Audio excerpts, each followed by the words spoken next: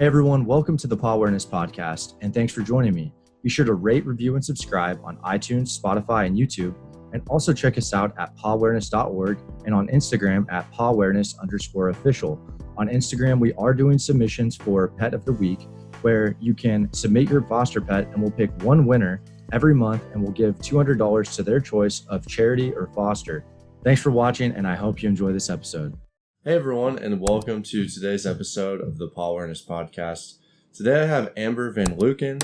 She is the executive director of Ark Valley Humane Society. Thank you so much for coming on. I'm really excited to talk with you. I'm going to go ahead and let her introduce herself and as well as the organization. Hi, Chris. Thanks so much for having me. As Chris said, my name is Amber. I'm the executive director at Ark Valley Humane Society. We're located in Buena Vista, Colorado. And we serve a community about the size of 20,000 people, so pretty small, rural. We're in the mountains. And I've been involved with Ark Valley Humane Society for 16 years. And how has being involved with something over the course of, you're approaching 2 decades, what has that looked like since when you started to now? And you can talk about yourself as well. Like, have you always been in the same position? Did you kind of evolve into that position? And then how has the Humane Society changed at Ark Valley? Yeah, well, rewinding back to 2004, I had just moved to the community from New York, and I signed up to become a volunteer at Ark Valley Humane Society. So that's how I started. And at that time, things looked really different. In the building, every single kennel was full. There would even be portable crates stacked up in side rooms and things to accommodate additional animals. And in the summertime, when the animal population was highest, there were even animals turned away at the door for lack of room. And it was overwhelming to experience, just wanting to help every animal and feeling like the staff team was pulled in all directions. And as a volunteer, I would help with rotating the dogs into the yard so that they could spend time working with individual animals to do things like vaccinations and behavioral assessments. And then a few months into that, a position, just an animal care technician position, opened up. And I took that position. And I really wanted to not only be learning how to care for the animals and interact with the public, but make changes. How can we look more to the root of this issue, which is just more animals than an organization can really handle? And for that, I kind of looked back to my volunteerism at another Humane Society while I was in college in New York, and that was Tompkins County SPCA. And at that time, they were really focusing on spay, neuter, and community programs to kind of look more at the root causes of what was causing this animal overpopulation. And so I took on the grant writing, and we got some really good spay and neuter funding to cover expenses for spay neuter programs in the community. And we partnered with local veterinarians. And that over time started to address some of the overpopulation issues in the community.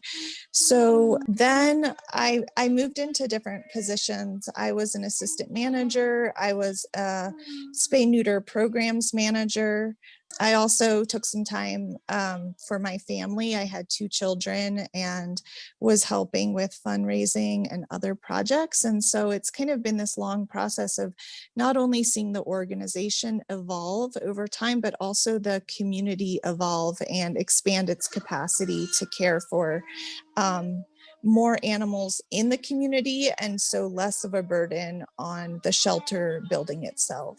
That's amazing that you talk about your journey like that. And for a community that's 20,000 people in Colorado, I love talking with the different organizations across America and asking just, what are some things that you guys face geographically or in your region that maybe, other places may or may not face? I feel like there's all these geographical obstacles. And what's something that Ark Valley faces in the mountains of Colorado? Yeah, that's a great question. And you're right. Every community is different, and you can't take one shelter model and just transplant it somewhere else.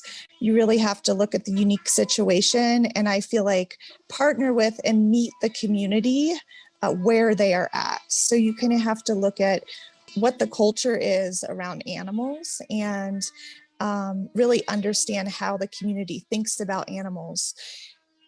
So a couple of things come to mind. One is that because we are a rural community and many people live in houses that are spread apart, there tends to be dogs that don't grow up with the regular socialization that they might receive if they lived in a city. So, like, they're not maybe going to a dog park every day, they're not seeing other dogs, and they tend to just have a lack of socialization, and sometimes related to that, discomfort with meeting other dogs or barrier aggression. And so when we see dogs come into the shelter that need to find a new home, sometimes we find that they're quite under socialized with other dogs and sometimes with meeting new people as well. So that's a specific challenge in a rural area that we have used things like dog play groups to work to socialize dogs, and then also creating individual behavior modification plans for animals that really help them to gradually become socialized to people better. Going over into the cat realm, we have a lot of free roaming cats, and especially in the rural areas, feral colonies. And so we have an active trap neuter return program where we will pay for the cost of vaccinations and spay and neuter for feral cats. And then we will even, when feral cats live in a situation that they're not maybe safe or they're not wanted, we have an active barn home rehoming program. So we actually kind of adopt out working cats with the idea that these are cats because of their age and lack of socialization when they were young, could never function well inside of a home. They wouldn't be comfortable with people petting them, but they're not aggressive toward people as long as you kind of let them do their thing. So instead of euthanizing, we adopt them to barn homes where a person will provide them food and water and shelter, and then they'll help maybe keep the rodent population down on a farm.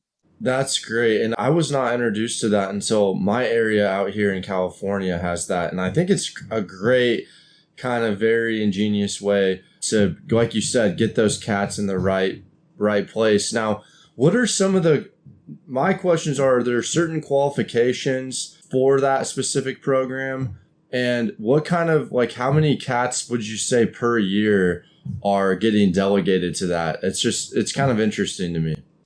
Yeah, so all of our community spay neuter programs helped around 250 animals last year. So for feral cats, it was probably over 100 that we did spay neuter. And I know those numbers don't sound very impressive because you're probably thinking from the perspective of California, or like the number of animals that Los Angeles pushes through a spay neuter program, but it's all relative to the need in the community. So we're not actually going out and like finding and seeking these cats. These are community members that reach out to us and say, hey, there's a lot of feral cats around my house or in my neighborhood, and starting to be concerned for their welfare. And so we actually partner with the community. They're the ones who are doing the trapping in humane traps. They're the ones who are transporting to the veterinary clinics. We partner with various veterinary clinics who will provide the spay and neuter services and the vaccinations.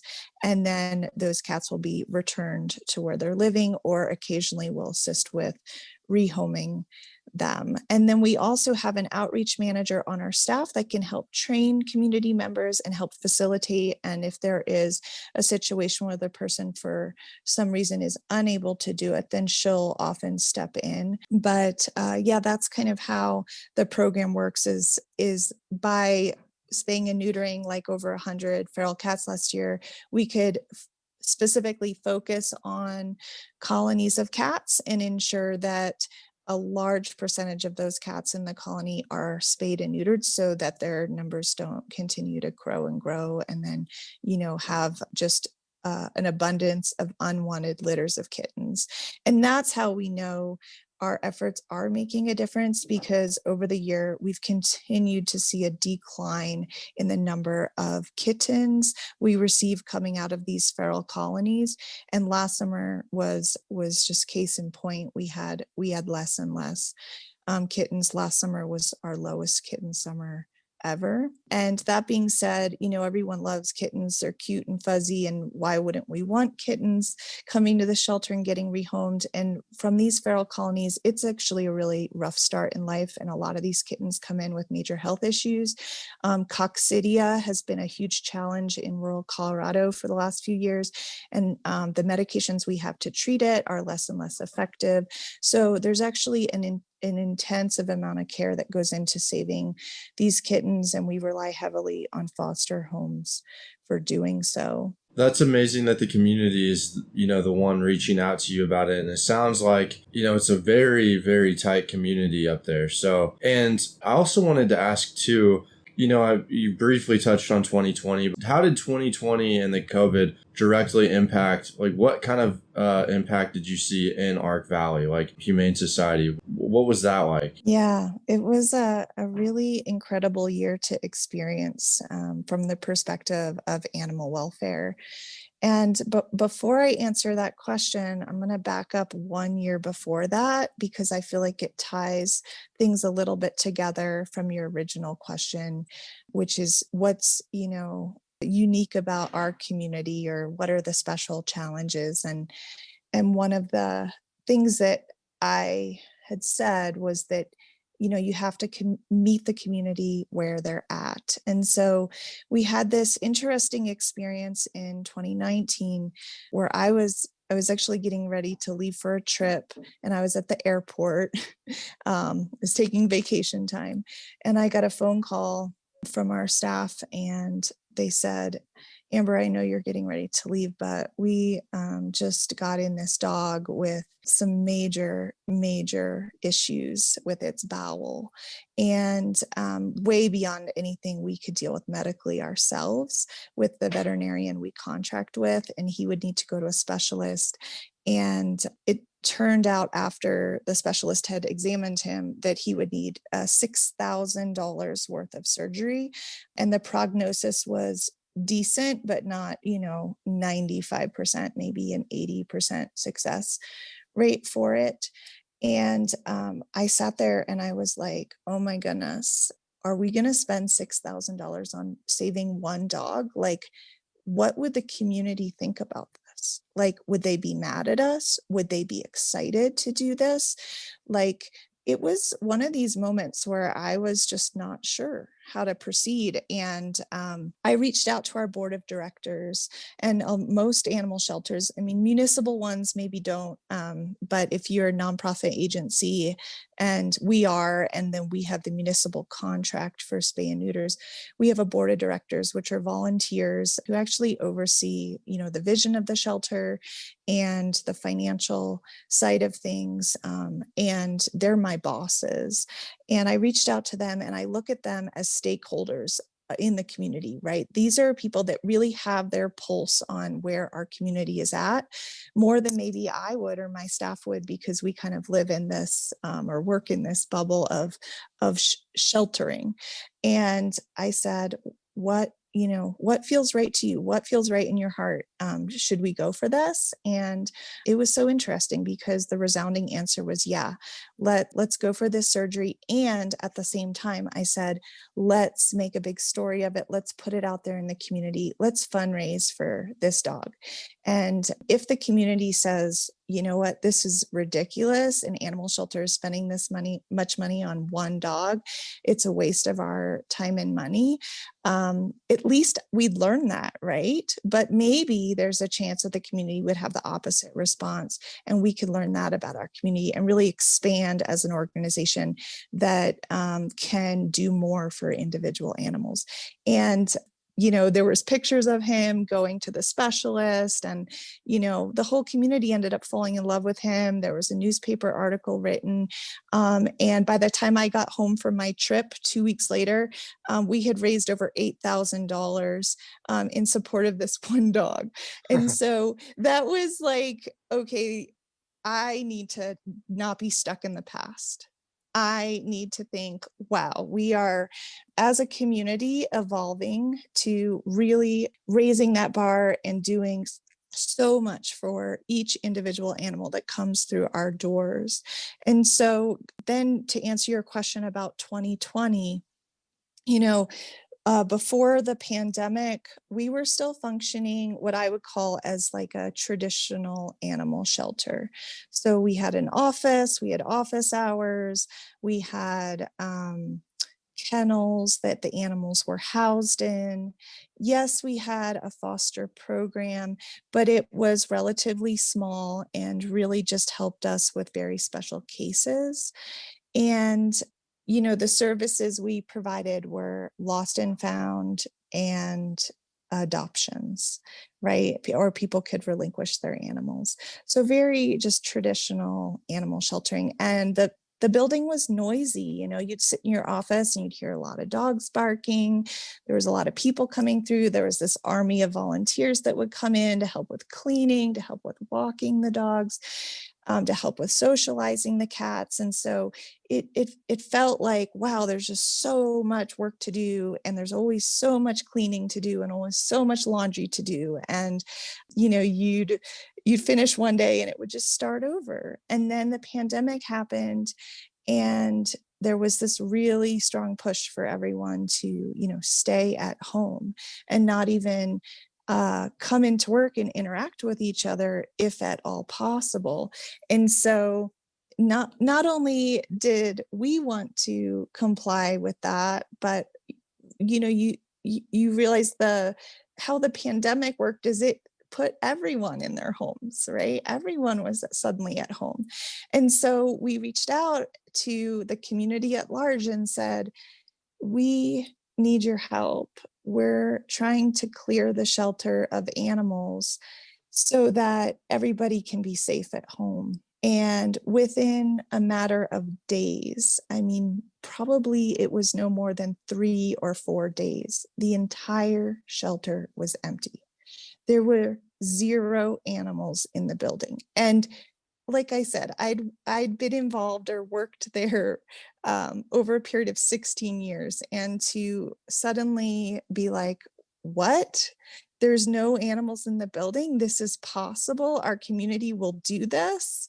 And with no notice was just such an inspiring and profound moment for us. And then we said, well, let's keep this momentum going, right? What do we need to do to retrain ourselves and reorganize our operations so that we can keep animals out of the building? And what that looked like was us really thinking of, instead of our staff members being animal care technicians who spent half their day feeding, rotating, cleaning kennels, they shifted gears and we did a retraining so that they could become caseworkers. So when an animal came into the building, a specific staff member was assigned to that animal. And then that animal would receive its vaccinations, its medical evaluation, and a behavioral evaluation that allowed us to match that animal up with a potential foster home. And then that staff member coordinated with that foster person. So maybe there wasn't a foster lined up and we would almost have to market, say like, we're looking for a foster for this animal. And then that staff member would train that person to become a foster for the organization. would do a home inspection, which is required by PACFA, which is the governing and licensing body for animal shelters in Colorado, and then would be the point of contact for that foster person while that animal was in the foster home, would be the person that would learn about the animal, ask questions, receive photographs, receive video, would be the person to market that animal, and then be the initial point of contact for people wanting to adopt that animal once that animal became available for adoption. So, can counsel. So here we are really shifting the way that we oversee the process of receiving animals, learning about those animals, making them available for adoption, and then counseling those adoptions. And what we found in this process was we learned so much more about the animal than we ever could when that animal would have been in the shelter environment. Because, we all know this intuitively, that animals in a shelter environment are not the happiest they can be, and they're not in a setting that would cause them to act in ways that they would normally act in a home environment. So we all know intuitively that an animal is going to be happier in a foster home. But the pandemic allowed us to actually experience this for all the animals in our care, not just special cases. And that took a lot of figuring out how to retrain, figuring out how to reorganize our staff responsibilities, but it worked well. And what we realized is the workload was cut down because we weren't spending half of our day cleaning. So then our staff was a lot happier. Like we had a lot more personal wellness amongst our staff, and our staff could then invest more of their energy and time into these individual animals and their relationship with the foster parents. They could work from home more. So we now have 2 cohorts. Our staff team is 8 people, and we're divided into 2 cohorts. So we actually only have half the normal staff in the building at any time now. And all staff have the opportunity to work from home throughout the week. So that has just been this big shift in our work-life balance and personal wellness. And then we looked at, well, it's not Groundhog Day, right? We're not waking up every morning and just feeding, cleaning, rotating dogs, rotating cats into playrooms. Suddenly there's this break in our consciousness where it's like, okay, well, what does our community really need? How can we up our game? How can we do more for pets in our community? Our mission as a humane society is ensuring the welfare of companion animals with compassion and care. There's nothing in our mission that says sheltering, right? How can we ensure the welfare of these pets in our community? We started a pet food bank. So we did these big food drives, and the community stepped up and they donated a bunch of pet food. And now we partner with multiple, not only food pantries for people, but also these food distributions that happen monthly in the community. And so as they're distributing food to people, they're also there with distributing food to pets. Individuals can reach out to us at any day and say, I need pet food for my pet, and we can supply it. Another thing, because we had more kennels now open in the shelter building, we could offer free emergency boarding services. So if somebody was suddenly experiencing housing instability issues, or maybe a family member is hospitalized, pet owner has something come up, some sort of crisis in their life, previously they might be in a really difficult situation and decide they need to relinquish the pet. Well, now we're able to provide boarding for that animal, and we can't do that indefinitely because that's not what's best for the animal, but we can do it for a period of a few weeks while the person gets their situation in order and then can return the pet to the home. So that's another thing that we started to promote in the community, and partnering with local agencies like Human Services, Domestic Violence groups, those different agencies now give referrals to us, and we can help respond to human situations in the community by supporting pets, because we know intuitively, we know from our hearts that pets are part of families. And if we just work in a silo and we think of pets as a separate issue, that's not a holistic perspective. That's not looking at the reality that these pets are part of families, and these families are in crisis. What can we do to support the pet side of that in coordination with the other agencies to ultimately keep pets and people together? So that's been an exciting development. Additionally, this all comes under the heading of pet retention programs. This is something there's more and more information about out there in animal welfare. But another example of that is somebody that's struggling with behavioral issues that their pet is exhibiting in the home. And that might be a reason for the pet to be relinquished. Well, we have a gal on our staff who is a certified dog trainer, and she is available to the community to answer questions and help problem solve and provide behavioral support, and help them make a decision whether relinquishment is probably the best option, or are there ways we can support this animal in the home? Can we provide some training tools? Can we provide maybe a crate for the animal, or help with separation anxiety issues, so that we're not looking at how many animals are coming into the shelter anymore, but we're actually counting the number of animals we're helping. Many of those are not coming into the shelter. So last year, we had our lowest intake year ever. And that, isn't unique to our community. That happened all over Colorado. That actually happened nationally, where animal shelter intake was down significantly. On average, I think shelter animals count said by 35%. But our intake was a little over 400 animals last year. And then the number of animals helped in our community was over 1,200. So there's this big, number of animals that we're able to assist through spay neuter services, through our food bank programs, through those kind of services like emergency boarding, that we don't count as shelter intakes, but we are supporting those pets that are in our community and helping pets stay with their people. That's so cool to hear about all of those creative approaches you guys are taking to, I feel like, fight so many different battles in the, that you're facing.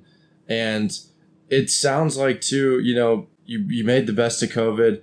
And I thought that was cool too, how you mentioned, carrying that momentum forward, not just stopping there. It's like, okay, how can we kind of keep that going? And it's really cool, the connection you guys have with your community, how deep seated that is. And I think a lesson too is with the other organizations you guys are partnered with, partnerships are huge, and just being that staple is great. And I think you guys are a great example of everything a humane society should be doing. So that's fantastic. And what do you see as, you guys have definitely a lot of momentum going for you in 2021. What are some things that you're excited for about this year that maybe you're working on, or the direction you guys are going? What are some things that you see there? Yeah, absolutely. And that's such a great question, because we always want to be looking forward and thinking about expanding and doing more. We created a new position for one of our staff members with the title of transfer coordinator. And the idea there, because we always used to transfer in animals from time to time when we had space available, but that was from just neighboring communities. And what we've seen in Colorado overall is the need to transfer in between neighboring communities is becoming less and less. And there's a greater need to consider establishing partnerships farther away that can make a meaningful impact on the community of origin for these animals. So the last thing we want to do is to reach out and just transfer in random animals that might have health issues, that might have behavioral issues, and not really understanding the impact we're having on the communities we're transferring in from. And especially if we're crossing state lines to do that. And so we really want to start this position by doing a lot of research. And the idea is having really meaningful partnerships with maybe just 2 or 3 different organizations that we can receive animals from, but then how can we give back to those communities? Can we support them with spay neuter efforts in their communities to kind of look more at the root causes of those issues? Can we provide them with testing and medications so that we can ensure the animals are well before they get transferred to us? Those sorts of things, because we ultimately want to ensure that we have adoptable animals for our community to adopt. And if they're coming less and less from our community and from Colorado, we want to be doing that in a responsible way. So that is one of the new frontiers for us, is establishing new transfer partnerships. Another thing is to grow our behavioral program. So we now have a behavior and enrichment coordinator, and that person wants to work to not only focus on what more can we do for the most behaviorally challenged animals in our care, but how can we support the community more? And that may look like offering dog training classes or even cat classes through the Humane Society, so that we're providing more of a safety net for animals that are in the community, or animals that we adopt into the community. So yeah, we're going to focus on behavior. We're going to focus on transfers. And then another thing we are going to focus on is the homelessness issue in our community. There are homeless people that sleep in the cold on the streets. And we do have a homeless shelter in town. It's small. There are services available. However, because of mental health issues and other challenges that many of these people face, there isn't just an easy solution. The idea is to continue our partnerships and make them stronger and stronger with the different agencies, with the police department, with human services, with mental health services, with the housing authority, with public health, so that we can have better awareness and be more of an active partner in the homelessness issue in our community. Because as many people know, it's not uncommon to see someone that's homeless that also has a pet living with them. And again, this is looking at root causes of well-being for people and animals. And, you know, we're set up so that any animal that needs a warm, safe place to sleep has one. But can we say the same for every person who is in our community? And it's a much more complex and challenging issue. So, you know, as a humane society, that's not on our shoulders to be the solution, but we want to be part of the solution and part of the community's response to these kind of issues. So again, going back to that idea of not working in silos and looking at the future as stronger collaborations between agencies within our community. And then what I'm seeing in Colorado at large is we have the Colorado Federation of Animal Welfare Agencies, CAFAWA, and that is the network of all the different animal shelters and rescue groups in Colorado. That there's a lot of momentum there for stronger collaboration between agencies and problem solving that involves the input of all these multiple agencies, instead of each animal shelter in each community kind of figuring out and reinventing the wheel. Better communication there, and just, you know, training opportunities for all of us, ideas sharing for all of us. It is just a really exciting time to be working in animal welfare. I think, you know, I just feel so fortunate to have chosen a career where, you know, I can look back over, you know, a 15-year span and say, wow, things have really, really changed in a powerful and impactful way. And we're not just doing the things the way they used to be done, but we're doing more for individual animals. And there's more, the community is a big part of that, the partnership with our community. That's so cool. And just taking everything, it sounds like even from when you started to, like thinking back on shelters that you've worked on previously, like you said, in New York, to now you're taking everything from a problem solving approach. And it's like, how can I learn from this? And what can we learn? And I think that, that's a recipe for exponential growth. Like you're never going to get bad results from taking that mindset. So that's so cool. Really interesting organization. Really glad I was able to talk to you guys. And my question for you is where can everyone find you at online? What's your social media, website, all that stuff? Yeah, great. So online, we are at Ark, ARK dash, like a hyphen, Valley, VALLEY.org. And we're also Ark Valley Humane Society on Facebook. We are on Instagram as well. So please look us up. We have all our different programs listed there. And if there are other organizations that are interested to hear about what we're doing, feel free to reach out to me. I can put you in touch with various staff members that are working on specific projects. And we're all about idea sharing and even sharing our documents and things like that, our SOPs, whatever people are interested in, because that's how we all learn and expand, is by being very open and transparent with what we're doing, so we all don't have to spend our precious time reinventing the wheel, but can really stand on each other's shoulders and backs and do more for the animals in the community. And I just want to say how excited I am to be leading an organization that is now really embracing the foster-based model. It's like, yes, we have kennels, we have a building, and do we have to fill them all? Do they have to does the building have to be barking and meowing all day long? No. These animals can be in foster homes. And if we can continue with a foster-based model, it means that the building becomes the place for animals to be received. And those really special cases, behavioral and medical, can be focused on. And we can offer like training classes and just this whole idea of reinventing the space instead of the space controlling what we do or what we're supposed to do with the animals.